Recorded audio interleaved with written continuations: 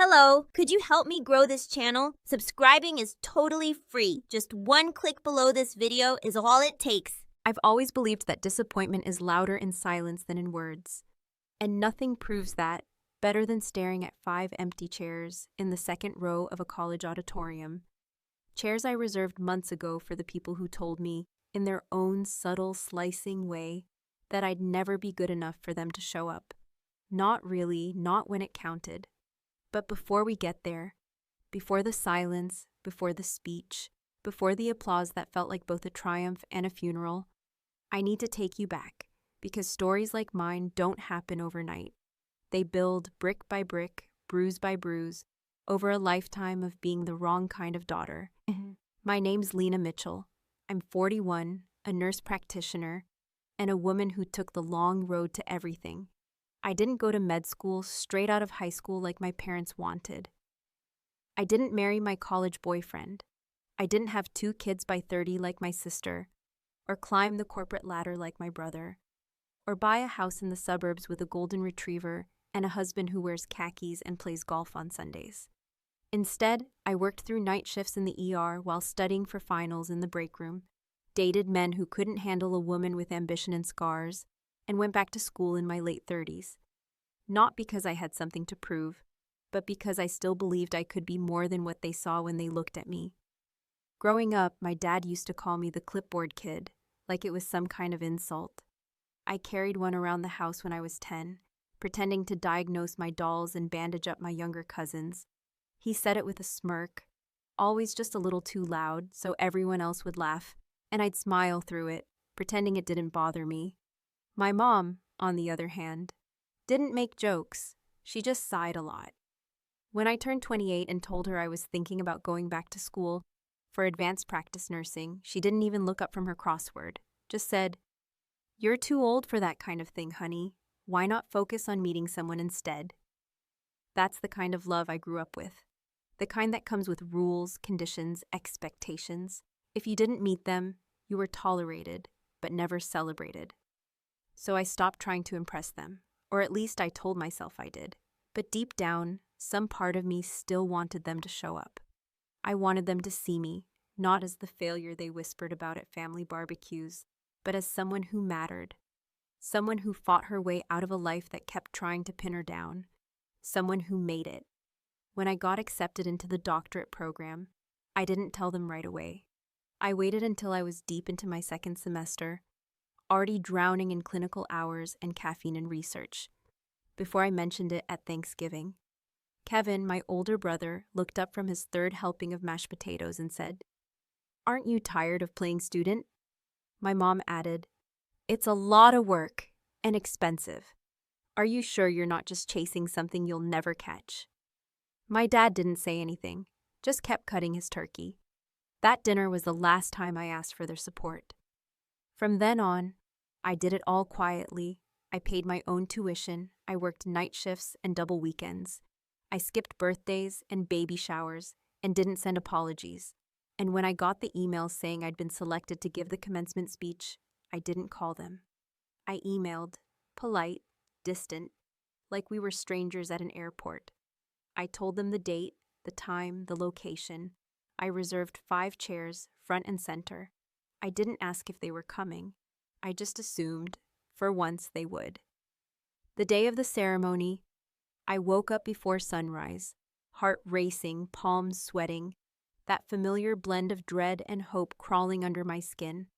I spent 3 hours rehearsing my speech in the mirror, adjusting my hair, reapplying my lipstick like it might keep me from falling apart. Rachel, my best friend since nursing school, drove me to the auditorium. She held my hand in the parking lot, squeezed it once and said, "This is your moment. Make it yours, no matter who's sitting out there." I nodded, smiled, pretended I wasn't checking my phone every 5 minutes. No missed calls, no texts, no good luck, no we're on our way, not even a late excuse. And then came the moment. They called my name. I stepped up onto the stage, the applause rising like a wave, and I scanned the crowd. I told myself not to, but I did. 5 empty chairs in the second row. Reserved signs still taped to the backs. like placeholders for people who never intended to show up. I stood there, clutching my speech, swallowing hard, trying not to let it show. The dean handed me the mic. I smiled at the crowd, and in that second, as I looked into the empty space where my family should have been, I realized something that shook me more than their absence ever could. They didn't forget. They just didn't care. And that was the moment everything in me shifted. There's a strange kind of ache that lives in your chest when you realize the people you've spent your entire life trying to impress haven't just failed to notice your efforts. They've actively chosen not to care. It's not a loud ache. It's quiet, lingering, like the slow drip of water in a sink after everyone's gone to bed. It doesn't scream. It doesn't beg. It doesn't even ask questions anymore. It just stays there, whispering reminders that you were never the priority. That maybe deep down, you were never even the backup plan. After the applause faded and I stepped off the stage, clutching my rolled-up speech like it could somehow still protect me, I felt a hollowness settle over my shoulders, heavier than any academic robe or doctoral hood. People were smiling at me, strangers, classmates, professors, but their warmth only made the absence more pronounced, more unbearable. Rachel found me near the refreshments table, her eyes already glistening, and before I could even open my mouth, she pulled me into a hug that said everything I didn't know how to put into words yet. She didn't ask where they were. She didn't have to. We sat in my car for almost 30 minutes after the ceremony, neither of us ready to turn the key or face what came next. She kept glancing at me like she wanted to say something but didn't want to be the first to break the silence. The kind of silence that clings to your skin and fills every corner of your ribcage. Finally, I just said it, flat, emotionless, like stating the weather. They didn't come. She didn't respond right away. Just reached over and put her hand on mine, her thumb brushing across my knuckles in slow, calming circles, the way you might soothe a crying child or a dog shaking during a thunderstorm. That night, after Rachel dropped me off and made me promise I wouldn't go to bed angry or drunk, I poured a glass of wine anyway, sat on the couch in my graduation gown, and stared at the blank TV screen for almost 2 hours. No calls, no texts. Not even a late, half-hearted sorry something came up, just complete suffocating silence. And in that silence, my mind began to unpack every other moment they'd failed to show up for me, stacking them like brittle old photo albums with torn covers and missing pages. My first solo shift during the pandemic, when patients were dying faster than we could chart their vitals. No call to check in. When I moved into my first real apartment and invited everyone over for dinner, only Rachel came, and my mother texted the next morning to say she just wasn't in the mood to drive. When I ended a 7-year relationship with a man I almost married, Kevin laughed and said, "Well, at least you dodged a bullet." People always say, family is everything, but they never tell you what to do when your family makes you feel like nothing. What do you do when your name doesn't even earn them a calendar reminder? When they treat your accomplishments like inconveniences, like interruptions to their regularly scheduled lives? That night, I pulled out my speech again, rereading it with a highlighter and a red pen, like I used to do with my nursing textbooks. Only this time, I wasn't editing for clarity. I was hunting for the truth I hadn't dared to write before. My original draft was full of cliches and polite gratitude, acknowledgments to people who weren't in the room and, frankly, didn't deserve to be. It read like something written by a woman still hoping to be invited to the table, but something inside me had snapped. Not broken, not shattered, just finally decided it had been bent long enough. And so I rewrote it, line by line, word by word, not to be cruel, but to be honest. Because for the first time in my life, I realized I didn't want to protect people who had never once protected me. I didn't want to shrink myself to fit into their comfort zones. I didn't want to pretend anymore. When I finally closed my laptop that night, it was past 3 a.m, and I felt lighter than I had in years. Not because I was done grieving, but because I'd decided the grief didn't get to own me anymore. I wasn't going to explain, excuse, or extend invitations to people who had shown me, repeatedly, that my presence in their life was more of a checkbox than a blessing. Rachel read the new version the next day. She sat at my kitchen table, silently turning the pages, her expression unreadable until she got to the last line. Then she looked up at me with this slow, dangerous grin that only your closest friends know how to give. The one that says, "Damn right you did." She didn't suggest any changes. She didn't ask if I was sure. All she said was, "Make 'em regret it." And I planned to, because they might not have shown up to that auditorium, but the world was still going to hear me. Every word, every breath, every disappointment repurposed into a line sharp enough to draw blood if you knew where to look. They thought my speech would be a polite little thank you card, wrapped in humility and good manners. Instead, it was going to be a reckoning. And the best part? They'd only realize it when it was far too late to do anything about it. There's something sacred about silence right before you speak to a room full of strangers. A kind of weighted stillness that hovers in the air, daring you to be honest, to say something that isn't just words on paper, but something pulled from deep within your ribs, cracked open and offered raw. That's the moment I found myself in, standing at a podium with the kind of smile you only wear when you've decided not to hold back anymore. Not even a little, because the people you were once scared of disappointing already made that decision for you. The ceremony had gone on like clockwork, polished, rehearsed, ceremonial in every sterile sense of the word. Names were called, robes rustled. Flashbulbs went off like fireworks without sound. I watched proud mothers dabbing their eyes, fathers clapping a beat too loud, siblings whistling from the back rows, the kind of family chaos that's messy and loud and annoying and everything I used to pray for at night when I was 10, and didn't understand why my science fair ribbons were always met with silence. Or worse, a sigh followed by, "That's nice, but let's not get ahead of ourselves."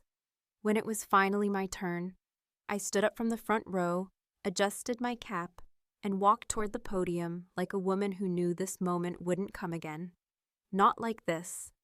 Not with this kind of weight hanging over it. As I approached the microphone, I didn't look at the faculty or the students or the flickering lights from 100 recording phones. I looked at the 5 empty seats in the second row, and for one blinding second, I felt every version of myself sitting in them. Every younger Lena who had once believed if she worked hard enough, achieved enough, smiled enough, maybe they'd finally clap. But they weren't there, and that absence burned hotter than any spotlight. I took a deep breath, steadied the paper in my hands, and began. I spoke about the journey, how the path to success isn't always straight, how some of us take detours not because we're lost, but because life isn't designed with a single map. I shared the weight of sacrifice, of midnight study sessions after 12-hour shifts, of missing holidays, of the loneliness that comes when you choose a dream instead of comfort. The audience was with me. I could feel it. The quiet nods, the stillness that comes when people actually listen. Not out of politeness, but because something in your story is echoing in theirs. And then, near the end, I paused. I didn't rush it. I let the silence settle. And I said clearly, without bitterness, but with unmistakable precision. And finally, thank you to the ones who actually showed up in every way. The sentence hung there, suspended like a punch that hadn't landed yet, but was already felt. I didn't need to explain it. The ones who needed to understand it weren't in the room, and the ones who were didn't need clarification. Rachel later told me you could feel the tension shift like someone had opened a window and let in something sharp and cold. Professors raised eyebrows. A few parents exchanged glances. One of the deans gave a slow nod, the kind that says, "I know that line wasn't just a line." The applause when I finished was loud, louder than I expected, but I didn't hear most of it. My ears were still ringing from the silence in that one sentence. Afterward, as I walked through the crowd, people I didn't know came up to me, fellow graduates, strangers, even an older woman who said she came to watch her grandson, but had to hug me because, in her words, that speech was about my life 30 years ago. Rachel found me again, mascara slightly smudged, and she didn't say a word, just looked at me like I had just pulled off a heist and gotten away with it. We went out for drinks that night, just the two of us, like it had always been. She toasted to freedom, to finding your voice, to cutting the ties that have been choking you since childhood. I laughed, but it wasn't joy. It was that strange, hollow laughter you release when you've said the one thing you never thought you'd be brave enough to say. And now you're wondering if you can ever go back. When I got home, I turned on my phone, half out of habit, half out of morbid curiosity. No missed calls, no voicemails, nothing from Kevin, nothing from Mom, nothing from Dad. Just a quiet phone screen that felt like confirmation. But then the next morning, I woke up to a message. First it was my brother, Kevin, texting, "Hey, Mom's upset, we should talk." Followed, not 30 minutes later, by a message from my mother. "We saw a clip of your speech. I think we need to have a conversation about how you're representing the family." The words "representing the family" made my skin crawl, like I was an employee who'd gone off script during a press conference. As if I had embarrassed them. As if absence could be rebranded as restraint. As if silence could suddenly find its voice when it was convenient. And then came the kicker. A new group text popped up, one that hadn't existed before, titled Family Chat. It included me, Kevin, Mom, and Dad. The first message, "We should talk." I stared at the screen for a long time, that familiar tightness crawling up my throat, the one that always made me second-guess myself, always made me want to shrink and apologize and explain. But this time, something in me was different. This time, I didn't feel guilt. I felt clarity, so I typed 4 words, not out of anger, not out of spite, but out of certainty. Not interested. Too late. I hit send. And for the first time in my life, I meant it. There's a particular kind of rage that doesn't come with shouting or breaking things or slamming doors. It comes with silence, thick and deliberate, the kind that settles under your skin and makes every word you don't say feel like its own little rebellion. And in the days that followed my speech, as the messages started to pile up, that rage became a steady, pulsing presence that followed me from room to room like a shadow I had finally decided to stop ignoring. Kevin texted again the next morning, this time pretending like the whole situation had been a misunderstanding, saying something vague about miscommunication and how everyone has their own version of events. Like the problem was a scheduling conflict and not a lifetime of dismissiveness, dressed up as parental discipline and sibling sarcasm. But what burned me more than Kevin's spineless attempt at diplomacy was the email from my mother that landed in my inbox later that afternoon. A 3-paragraph masterpiece of passive aggression that started with, "I don't know what you were trying to accomplish with that speech," and ended with, "I just wish you'd considered how this would make us look to others." Not a word about my degree, not a word about the years it took, not a word about my persistence or my pain or the very real moment in that speech where I chose to bleed, publicly, rather than pretend we were a perfect family like everyone else around us had been doing since kindergarten assemblies and church bake sales. I didn't reply, not to Kevin, not to Mom, not even when the family chat group started blinking again like some kind of cursed beacon. Each new message clumsier and more desperate than the last. First came the "we didn't know it meant that much to you" message from Kevin, which was almost laughable considering how many times I talked about school and watched their eyes glaze over like I was reciting the back of a cereal box.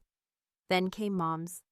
"It's not that we didn't care, it's just that things have been so busy lately." As though her daily Pilates class and weekly Costco run had somehow justified skipping the one moment I had been working toward for almost 4 years. At first I wanted to scream. I wanted to drive to their house, bang on the front door, and let every unsaid sentence explode from my throat in one long, unbroken chain of fury and grief. But instead I just sat in my kitchen, phone face down on the table, sipping coffee that had gone cold and staring at the silence like it might finally tell me something new. Rachel came over that night, uninvited, but somehow exactly on time.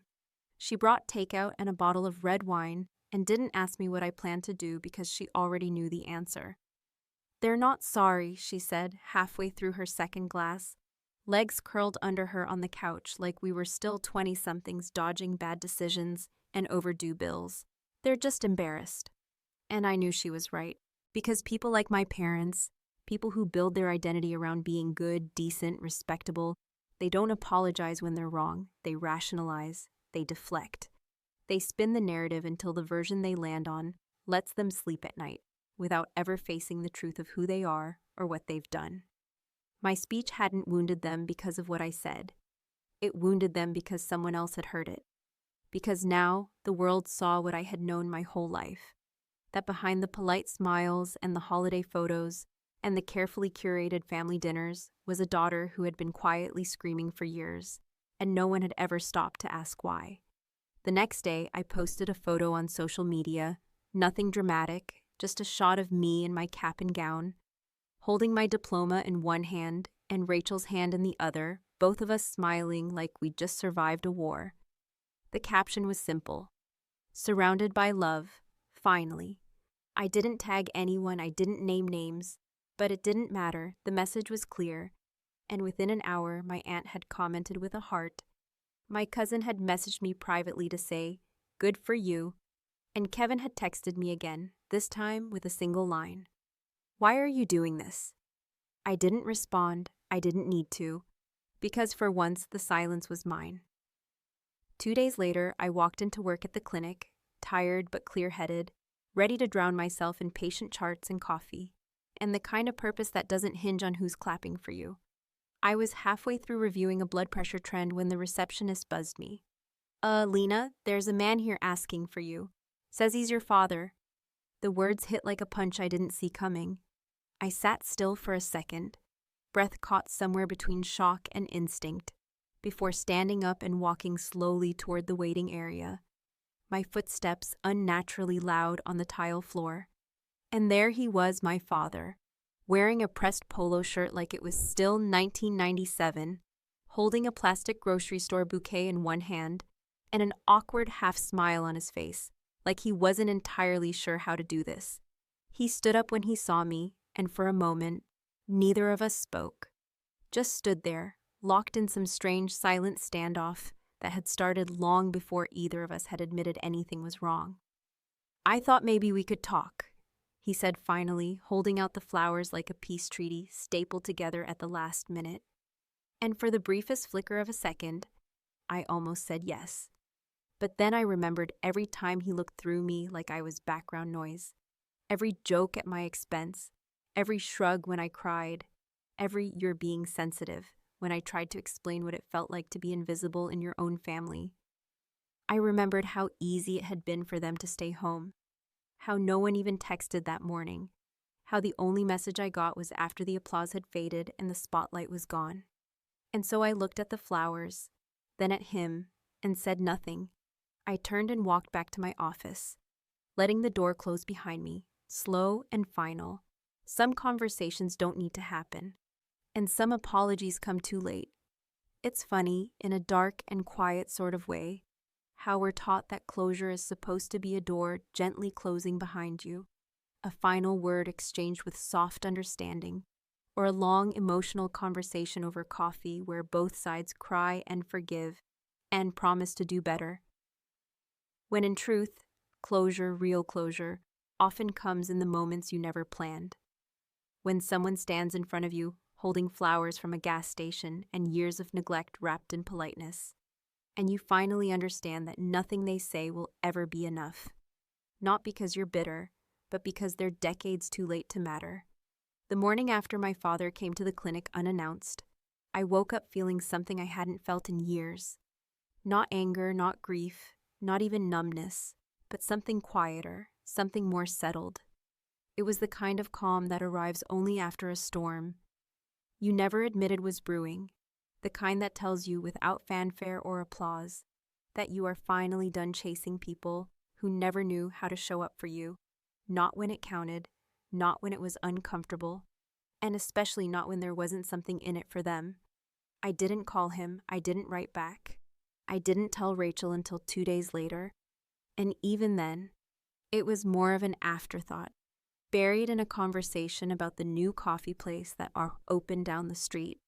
She asked me if I regretted not talking to him, and I answered without hesitation, Not because I was proud or stubborn, but because for the first time in my life, the answer felt clear. No, I said, stirring cream into my coffee. I think I've talked to him enough already, even when he wasn't listening.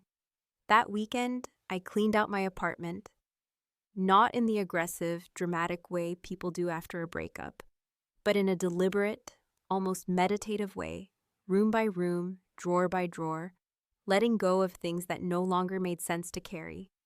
Old birthday cards with generic messages, framed photos from holidays where I spent more time trying not to cry than enjoying the meal, a box of my mother's letters from college that I used to read when I wanted to feel connected to her. Back when I still believed she might someday want to connect with me too.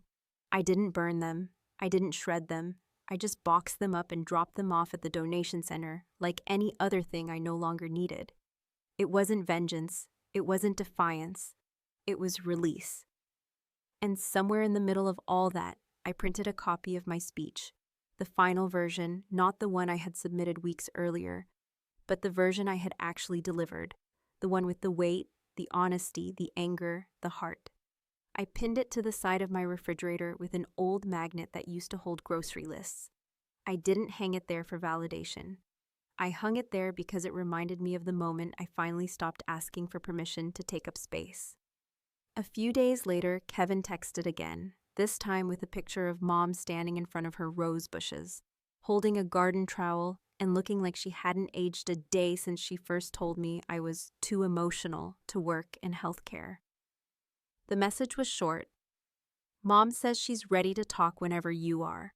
I read it twice, not out of doubt, but because I was stunned by how little it moved me. The woman in the picture didn't look like someone desperate to repair a bond. She looked like someone checking a box, like someone trying to regain control of a narrative that had slipped from her hands. I didn't reply. I didn't even save the image. I deleted the message and went back to what I was doing, charting notes, scheduling follow-ups, living my life in a way that no longer orbited around people who only reached out when their pride was wounded.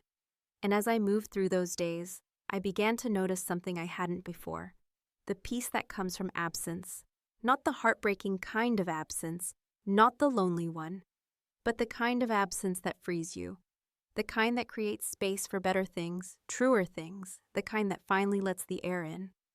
My revenge, if you want to call it that, wasn't loud. It wasn't cinematic. It didn't involve raised voices or tearful confrontations. It was quieter, sharper, more enduring. It was in the refusal to respond. It was in the way I smiled when patients thanked me for listening. It was in every moment I spent investing in the life I built, rather than the one I was born into.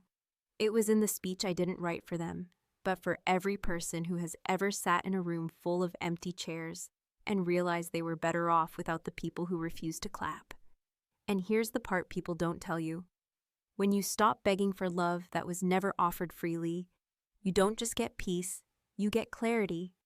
You start seeing the difference between effort and obligation, between guilt and growth, between being wanted and being tolerated. And with that clarity comes a quiet kind of power, the kind that lets you walk away without a single doubt that you did the right thing, even if the people you walked away from will never understand why. Sometimes the best closure you'll ever get is the kind you give yourself, not through confrontation, not through forgiveness, not even through understanding, but through the unwavering decision to no longer allow the people who hurt you to rewrite the ending. So no, I didn't go to the family barbecue that summer. I didn't reply to the holiday text in December. I didn't send a birthday card or a thank you note for the flowers that wilted on my office desk, because I left them there, unopened and untouched. I lived, I worked, I traveled, I laughed, harder and louder than I had in years. And not once, truly not once, did I wonder what they would have thought of it. Because I finally understood something I wish I had known when I was 12 and still trying to earn smiles with science fair trophies and good grades. Some families don't break, they just fail to show up. And eventually, if you're lucky, you stop waiting at the door.